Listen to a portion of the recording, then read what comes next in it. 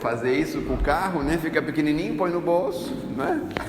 Teria vaga para todo mundo, né? Estacionar. Muito boa noite, vamos lá então.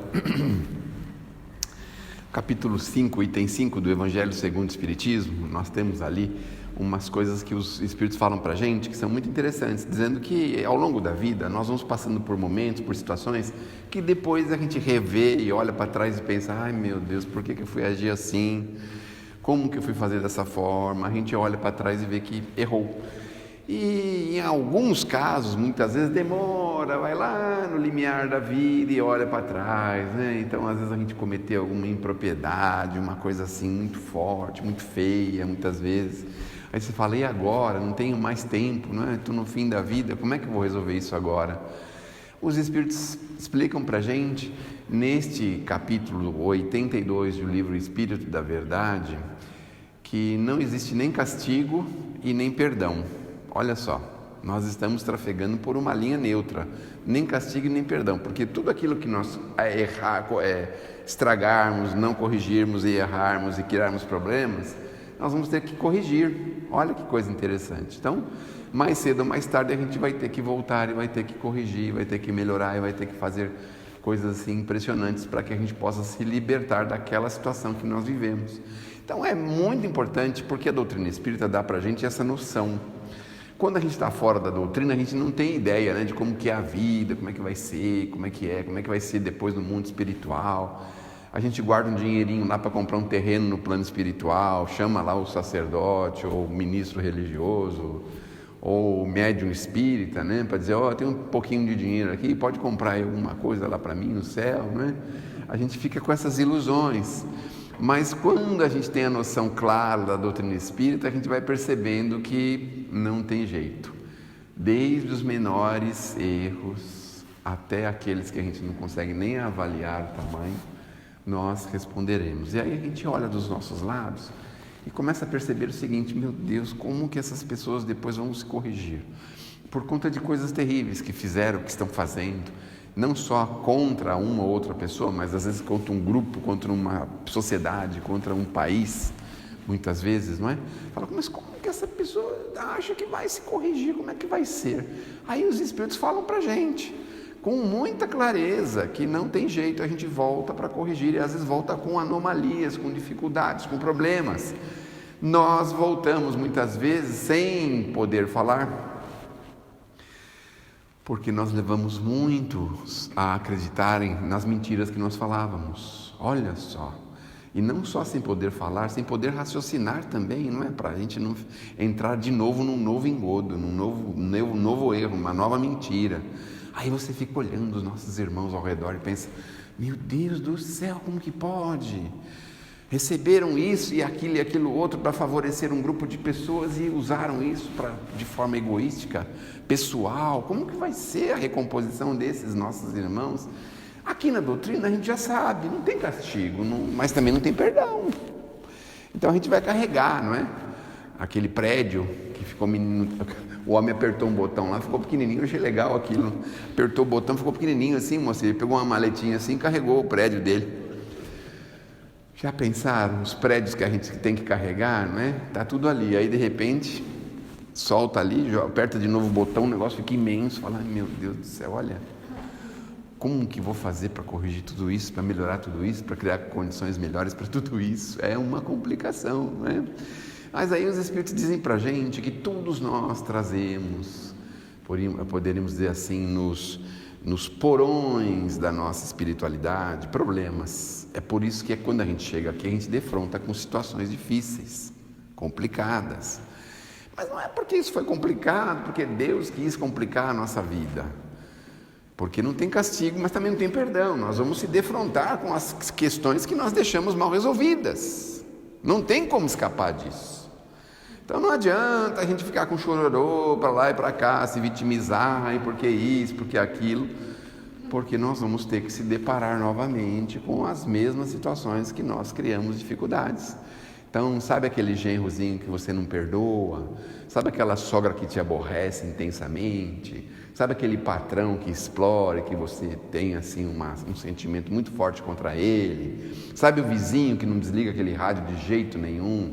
Sabem todas essas pessoas? Sabe aquele atendente do balcão que é malcriadinho? Sabe aquele atendente do hospital que parece que ele está assim dentro de uma outra atmosfera de vida, porque ele acha que os doentes são pessoas de outro planeta, de outro mundo, ou sei lá, de outra espécie? Todas essas pessoas vão se defrontar com a gente, todas essas situações. Ah, mas como que pode tudo isso? Vejam, as leis da criação.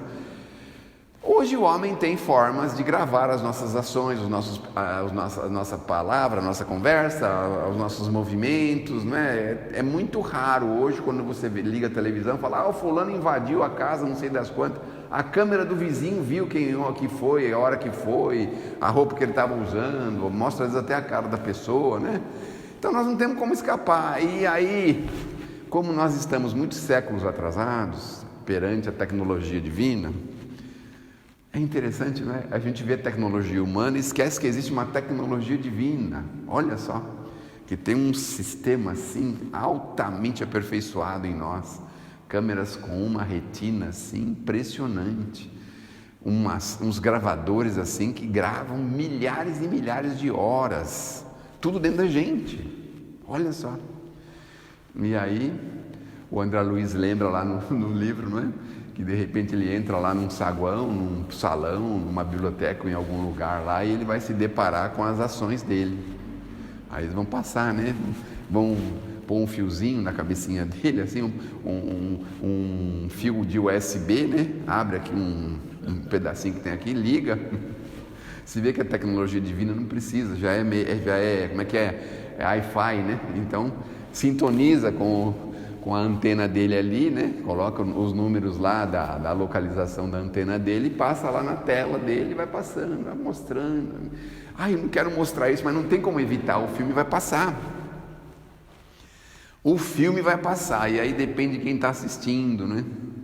Agora eu estou com medo também, agora também fiquei com medo, porque vai assistir tudo aquilo que nós fizemos, todas as pessoas. Meu Deus do céu, meus cunhados que eu xinguei, minha sogra, os desentendimentos que nós tivemos, né, com as pessoas, aquela coisa que a gente faz, né, que pensa que ninguém está vendo, está tudo gravado na gente. Tem algumas coisas que são irrelevantes, né, mas tem algumas coisas que pegam na gente. Não sei se acontece com vocês também, né? Já pensaram diante de você, da sua vida, aí tem um público lá assistindo. Chamam todos aqueles que estão envolvidos com a sua vida, você fala, misericórdia. Não vamos pular essa parte, não dá para pular, porque o filme tem que passar na sequência, não tem jeito. E aí eles vão marcando assim, né? Às 2h15 tem uma cena que nós precisamos corrigir. Aí o outro fala, aquela cena diz respeito comigo, está lá nas 5h14, para depois rebobinar a fita. E aí falar com ele pessoalmente, coloca naquela cena lá de 2h14 para a gente rever aquela cena, lembra daquela cena que você recebeu aqueles recursos e ficou bem quietinho, lembra aquela cena? Aquela cena que você malbaratou com os seus irmãos, seus herdeiros, aquelas pessoas que iam herdar do nosso pai, lembra? Então, põe lá para a gente ver, não é? Então nós vamos recapitular tudo isso. O capítulo 5, item 5 fala para a gente dessa forma, que depois que passou a gente olha para trás e fala, como é que eu vou corrigir? Mas aí o que acontece? Graças a Deus a gente conheceu a doutrina espírita e fala assim, eu sei que eu errei, está registrado, a gente põe até uma marquinha na fita, né? Põe uma marquinha assim, fala, aí tem um erro. Aí quando a vida vai correndo devagarzinho, de repente você se depara com uma situação, fala assim, lembra lá atrás, agora é hora de corrigir, vou aproveitar esse ensejo e vou corrigir. Teve um amigo nosso que falou assim pra gente, olha, eu tinha um automóvel, um Galaxy 500, no tempo que ninguém queria saber de Galaxy, né? Não sei se os cabelos brancos se lembram disso, né? Era um carro enorme, gastava uma gasolina lascada, mas era super confortável, um carrão, não é? Carrão. Aí ele está andando aí por aí, de repente alguém entra na frente dele, ele plum, dá uma trombada no carro da pessoa. Mas como o carro dele é muito velho, ele não tem quase dinheiro, ele viu que o carro dele estava andando, o que ele fez? Desviou e foi embora. Ninguém ficou sabendo, ninguém veio atrás, não aconteceu nada, absolutamente nada, só amassou o carro do outro. 20 anos depois, ele está na garupa da moto do primo. Aí vai passando, vai chegando perto de onde aconteceu aquele acidente, de repente, o filme rebobina e mostra 2 horas, 14 minutos. Rebobina. A única coisa que ele fala assim: Senhor, preserva pelo menos meus dentes. Olha o que ele falou para mim. Aí passou, não aconteceu nada, foi embora. Passado lá uns 5, 6 quilômetros para frente, o carro entra na frente deles. Os dois voam por cima do carro na motocicleta, com tudo. Só que aí não quebrou os dentes, ele só rasgou o paletó, só rasgou a roupa que ele estava, não aconteceu mais nada, está tudo certo, né? Bom, aí ele descobre que o dono da motocicleta não tinha os documentos da motocicleta e nem tinha documento pessoal também, né? Aí ele fala: bom, é melhor você assumir que você tem carteira de habilitação, e você assume, né? Então, vejam como que a justiça funciona, não é? Quer dizer, imaginar que isso poderia acontecer. Quem é que ia imaginar isso? Então, é importante, porque chega a hora, e às vezes tem a oportunidade. Às vezes aquela pessoa em família, tem aquela oportunidade, aí ele vem pedir um dinheiro emprestado para você. E você fez alguma coisa errada no inventário da família, né? É a hora, chegou a hora, é agora. Então é agora. Posso emprestar sim, talvez nem tudo, mas uma parte eu posso emprestar sim, não tem problema. Mas na sua cabeça, você já sabe que não vai receber, né? Já sabe. Então chegou a hora de recompor. Veja, numa mesma encarnação ainda é possível. Veja que coisa boa, não é? Agora, quando a gente tem que transferir para outra encarnação, aí a gente não sabe como é que vai ser. Aí vem com deficiência física, vem com deficiência mental, vem com problema, vem numa condição extremamente constrangedora, e aí nós vamos olhar para trás e falar assim: estava tudo arquivado lá no porão das minhas memórias. Olha aí, não posso reclamar, a vida está difícil, mas quem é que diz respeito à minha própria vida? Sou eu mesmo. Não estudei, acontece isso. Está lá com 40, 50 anos, tendo que trabalhar de balconista, fala assim: meu pai insistia tanto para mim ficar na escola, fazer o ginásio, o colegial, mas eu fui tão rebelde, não estudei. Olha só. Fala: mas quem que é a culpa? Do pai? Da mãe? Não. Você tinha oportunidade, comia e bebia em casa, não tinha despesa nenhuma, era só você ir na escola. Mas eu queria trabalhar também. Que trabalhasse também, não tem problema ter duplo esforço. Mas precisava ajudar a família, não tem problema ter o terceiro esforço, não tem problema nenhum. Mas aí chega lá na frente, está vendo só? E eu agora com a aposentadoria de um salário mínimo, se eu tivesse estudado, né? Se eu tivesse entrado para um serviço público, estaria ganhando uns 40, 50 mil agora, sossegadão, né? Funcionário público aposentado. Se eu tivesse entrado na polícia militar, né? Estaria milionário agora. Nossa, está rico, andando até com o chapéu do Al Capone, meu Deus do céu.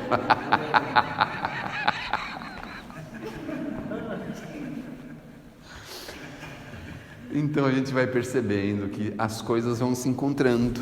Por isso que a gente não pode aceitar a ideia de que Deus está nos punindo, porque nós temos ligação com aquilo. Ficou doente, pegou o Covid, não conseguiu levantar mais, aí só anda de cadeira de roda, está embaraçado. Tem alguma coisa lá nos porões que a gente não sabe. Se não tivesse, não estaria assim, porque teve gente que pegou e nem percebeu que pegou, nem soube, nem teve notícia que ficou com doença, nem nada. Teve uma febrinha, mas a febrinha todo mundo tem toda hora, as crianças têm todo momento. Pegou o negócio, ficou mal, quase desencarnou, agora teve que respirar assim, agora está assim, tem que andar com ajuda. Tem alguma coisa lá nos porões. Então não adianta a gente reclamar, não adianta, porque nós vamos ter que corrigir e recompor, só isso, tranquilamente isso. Agora também tem um detalhe que pode ser muito legal: errou, escorregou, caiu, levanta e continua, e pede ajuda, para que a gente possa encontrar uma condição favorável para corrigir aquilo, para melhorar aquilo, para favorecer-se naquilo. Aí vem os Espíritos falam assim para a gente: é fácil, é muito fácil corrigir. E a gente vai lá no Novo Testamento, pega as passagens de Pedro, as epístolas de Pedro, e ele vai dizer assim para a gente: o amor cobre uma multidão de erros. Olha que fácil. E os Espíritos estão aí há 200 anos falando para a gente: procura amar, procura fazer o bem, que você está esperando chegar a hora para abrir o arquivo, para abrir o filme, para todo mundo assistir o que ia acontecer. Está esperando isso? Porque se na hora que apareceu o filme lá, apareceu uma coisa que a gente fez que não devia ter feito, aí você fala: pode parar o filme aí, avança um pouquinho para mais 6 horas para frente. Aí avança para frente e fala: tá vendo aquele lá, ó, como é que foi resolvido aqui, ó? Foi resolvido assim. Tá todo mundo ciente, vamos continuar. E volta para trás, continua. Chega no outro ponto que tem uma outra vacilada nossa, para aí um pouquinho, vamos lá para frente, 10h14, lá na frente. Aí vai lá na frente, traz. Tá vendo o que aconteceu aqui, ó? Corrigiu lá. Sabe naquele livro do irmão Jacó, o Voltei? Tem lá uma passagem que alguns espíritos precisavam passar para o outro lado da vida. Tem um determinado portal, uma determinada ponte. E aí um determinado senhor que estava na caravana do Bezerra de Menezes tinha lá um comprometimento muito grave na sua vida. Quando foram passar, disseram: opa, ele cometeu um crime igual a ele, por que ele vai e eu não vou? Aí o Bezerra teve que parar a caravana e falar assim: você fez o que ele fez? Como assim? Ele cometeu o crime que você está falando, é verdade, é real, mas você tomou as atitudes que ele tomou? O que você fez com o seu crime? Fez nada. Acolheu, amparou, ajudou, ensinou, fez tudo o que ele podia para corrigir-se daquele mal, daquela malversada situação que ele tinha vivido, e ganhou o mérito de poder ultrapassar na ponte. Então, vem de novo os Espíritos há 200 anos. O que é que nós estamos esperando para praticarmos o bem? O que nós estamos esperando? Estamos esperando chegar naquele cinema, que é mais ou menos parecido com esse. Tem uma tela lá assim, ó. Aí a gente vai começar, né? Vamos imaginar que somos nós aqui, o grupo aqui, né? Aí vai passar a tela do Sérgio lá. Fala assim: eu não posso ser o último. Não, tem que ser você o primeiro. Aí começa a passar a tela lá do Sérgio. Aí todo mundo: meu Deus do céu! E ele era expositor e fazia tudo isso? Olha só. Morrer de vergonha, né? Olha como ele está descabelado no meio da rua, correndo, gritando com todo mundo, xingando, gritando, está apavorado. Ele não é expositor? Meu Deus do céu, né? Já pensaram? Que dureza, né? Ele fez alguma coisa? Mais ou menos, vamos ver o que ele fez. Mas o que ele fez não dá para cobrir isso aí não. E as palestras que ele fez? Palestra não resolve nada, só ficar falando para os outros. Ele mesmo tem que fazer as coisas que ele fala. Não adianta só ficar falando para os outros, não é mesmo? Se a gente não aproveitar isso que nós estamos conversando aqui, o que adianta? Para quem aproveitar adianta muito, mas para quem não aproveitar não adianta nada. Caridade, glorificada sejas onde fores, mãos que te fazem sol, apoio e ninho para todos os tristes do caminho, mãos que revelam lírio aberto às dores, mão generosa, mão em que adivinha a mensagem do Cristo em esplendores,